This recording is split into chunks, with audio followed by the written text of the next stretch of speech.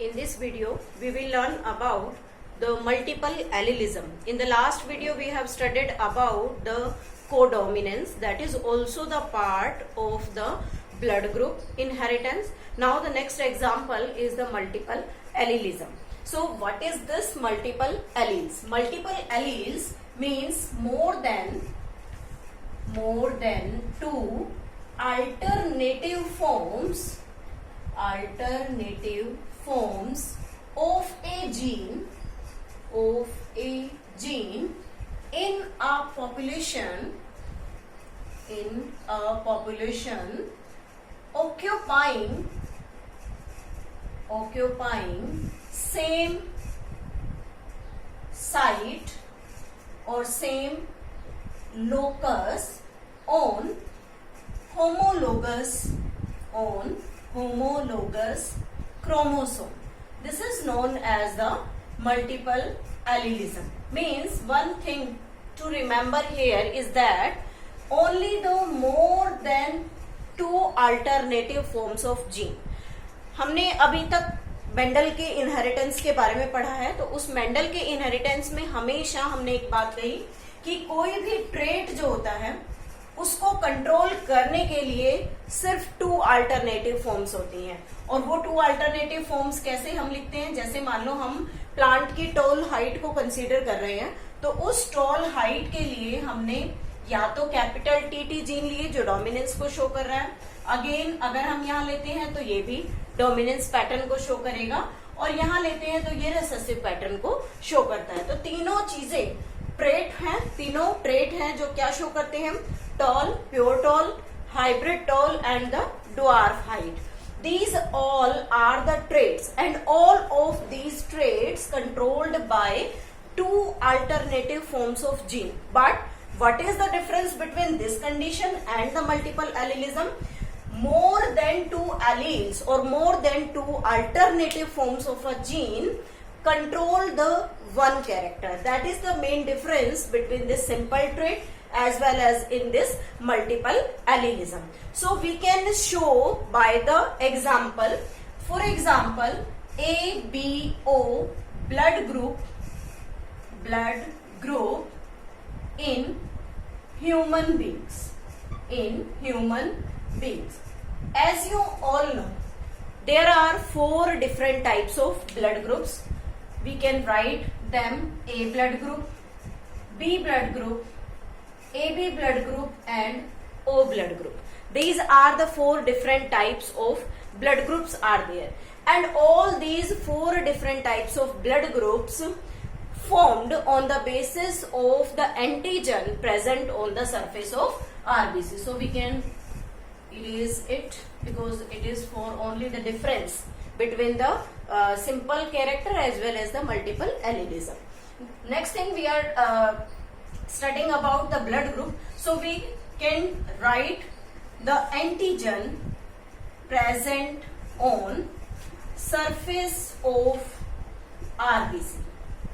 Surface of RBC means कौन सा antigen RBC के सरफेस पर प्रेजेंट होगा, ये डिपेंड करता है कि हमारे अंदर ब्लड ग्रुप कौन सा है. और जो मल्टीपल एलिलिज्म का इफेक्ट है that is caused due to mutation, और ये म्यूटेशन की वजह से मल्टीपल एलिलिज्म के इफेक्ट्स बनते हैं. सो एंटीजेंस डिसाइड करेगा कि पर्सन के अंदर ब्लड ग्रुप कौन सा होगा, और वो एंटीजन आरबीसी के सरफेस के ऊपर प्रेजेंट होता है. तो हम यहाँ सिंप्लीफाई करें कि कौन सा एंटीजन होगा तो कौन सा ब्लड ग्रुप होगा. If the antigen A is present, then the blood group is A. If antigen B is present on the surface of RBC, so we can say the blood group become B. If both antigen A and B दोनों एक साथ अगर RBC के surface पर present हैं, तो हम क्या कहेंगे कि उस पर्सन का ब्लड ग्रुप क्या होगा? A B blood group. And the last one O blood group means none. कोई भी इसके ऊपर एंटीजन प्रेजेंट नहीं होता, इसलिए इस ए ब्लड ग्रुप को हम क्या कहते हैं? रिसेसिव ब्लड ग्रुप कहते हैं. क्लियर? तो यहां तक जो हमने पढ़ा ABO blood group means multiple allelism blood group के अंदर किस तरीके से एग्जाम्पल को शो करता है। अब हम देखते हैं कि ये मोर देन 2 अल्टरनेटिव फॉर्म्स क्या है। तो हम यहाँ एक एग्जाम्पल ले रहे हैं। यहाँ हमने ये लिया है gene, we can say it I और you can say L gene may be called it I gene. If this I gene consists of capital A over it, this is the first allele which represents this A antigen. If we are taking another allele, that is the IB, so it represents the B antigen. And if I consists of O over it, then it represents the recessive blood group, that is O blood group. So we can say that these are the three alleles of the blood group. Means out of these 3 alleles, any 2 forms the blood group in a person. So how many genotype will be possible from these 3 alleles? So we can write here different types of genotype. Genotypes. 4 genotypes we are taking. Again 4 blood group. Blood group A, blood group B, blood group AB and blood group O. Means 4 different blood groups are there. And what are their genotypes here? First of all, if we take homozygous condition. Homozygous means if we are taking homozygous condition, so for this both alleles are similar. So we can write IA and IA. This is the homozygous condition. If we are taking for B as same homozygous condition, then both alleles become same. If we are taking AB, so for this no homozygous is there, we can write like IA and IB. Means both alleles are different.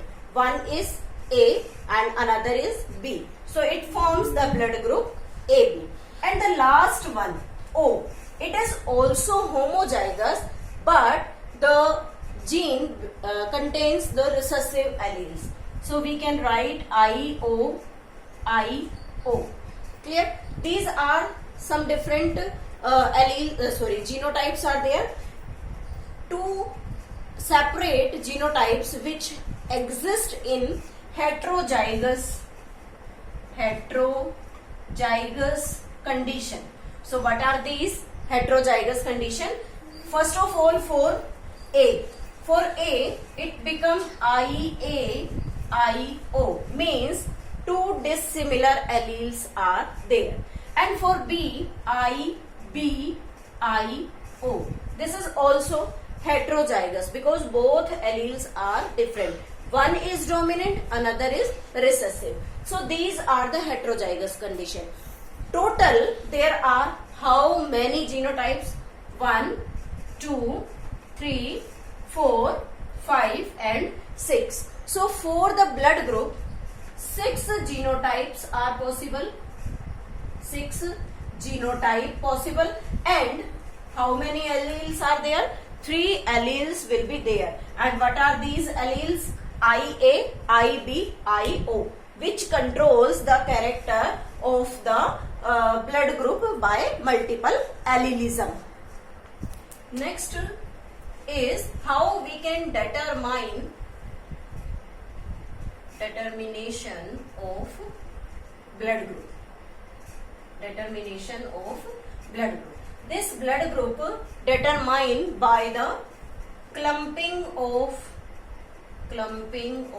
RBCs. Clumping of RBCs में क्या करते हैं? देखो, जब भी हम अपना blood group test करवाते हैं तो क्या करते हैं, एक प्लेन ग्लास स्लाइड पर ब्लड की ड्रॉप रखी जाती है. सपोज दैट यहाँ पर और यहाँ पर 2 जगह पर ब्लड की ड्रॉप को सेट कर लिया. उसके बाद क्या करते हैं, उसमें एंटी ए सीरम डालते हैं और एंटी बी सीरम डालते हैं. Anti B serum. तो पता लगाना है कि ब्लड ग्रुप कौन सा होगा. तो suppose that anti serum B है, जब वो डाला तो उसके अंदर ब्लड ग्रुप की सेल्स स्कैटर्ड ही रहती हैं like this. It means blood group normal है, उसमें कोई हमें क्लम्पिंग नजर नहीं आ रही, सिंपल है। तो इट मीन्स हमारा ब्लड ग्रुप इस कंडीशन में बी नहीं है। और जब एंटी ए सीरम डाला उसी ब्लड ग्रुप पर तो क्या दिखाएगा, क्लम्पिंग, मीन्स इस तरीके से क्लम्पिंग मासेस दिखाई देंगे लाइक दिस। तो we can say that the blood group become A. Clear? तो यहाँ पर कंसीडर करेंगे हम कि ए ब्लड ग्रुप है। सेम केस अगर मान लो ब्लड ग्रुप बी है तो क्लम्पिंग कहाँ होगी, जब एंटी सीरम बी डाला जाएगा। और ए बी ब्लड ग्रुप अगर है तो उसमें क्या होगा, ए और बी दोनों सीरम के डालने से दोनों साइड पर क्लम्पिंग हो जाएगी। और जब ब्लड ग्रुप ओ होगा तो कोई भी क्लम्पिंग किसी भी सीरम के साथ नहीं होगी। इस तरीके से ब्लड ग्रुप को डिटरमाइन करते हैं। तो अगर क्लम्पिंग ए पर हो रही है, क्लम्पिंग ऑन ए, ठीक है, तो ब्लड ग्रुप क्या होगा, ए। क्लम्पिंग ऑन बी तो B blood group. Clumping on A and B दोनों पर होगी तो ए बी ब्लड ग्रुप। और नो क्लम्पिंग किसी पर भी ना हो तो कौन सा ब्लड ग्रुप होगा, ओ ब्लड ग्रुप। क्लियर?